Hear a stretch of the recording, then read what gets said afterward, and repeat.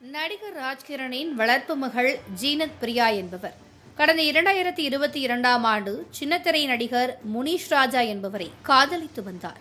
Facebook மூலம் நட்பாக பழகி வந்த நிலையில் மகளின் காதலுக்கு ராஜ்கிரண் தடை விதித்ததாக கூறப்படுகிறது. ஆனால் வீட்டை விட்டு வெளியேறிய பிரியா முனிஷ் ராஜாவை திருமணம் செய்து கொண்டார்.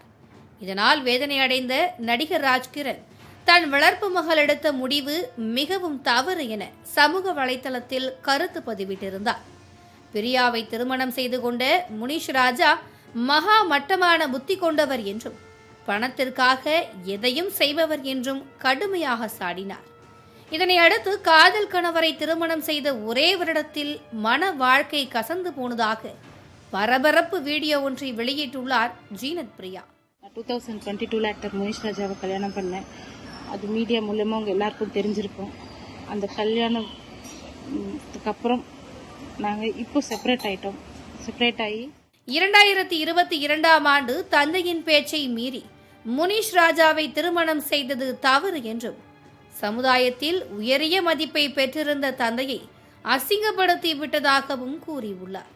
இந்த கல்யாணத்துக்கு அப்புறம் என்னை வளர்த்த டாடியை நான் ரொம்ப ஹர்ட் பண்ணிட்டேன். 1 இல்லை 2 இல்லை, நிறைய ஹர்ட் பண்ணிட்டேன்.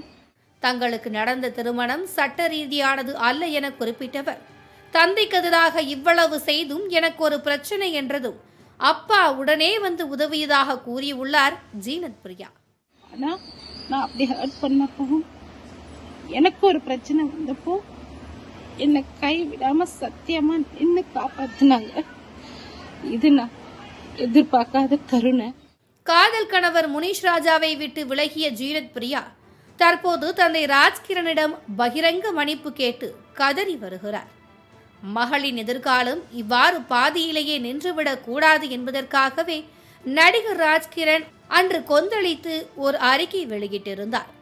ஆனால் அவர் நினைத்தது போலவே மகளின் திருமண வாழ்க்கை பாதியில் நின்று போன நிலையில் சின்னத்திரை நடிகர் முனிஷ் ராஜா அப்படி என்ன செய்தார் என்ற கேள்விகள் தற்போது எழுந்துள்ளது.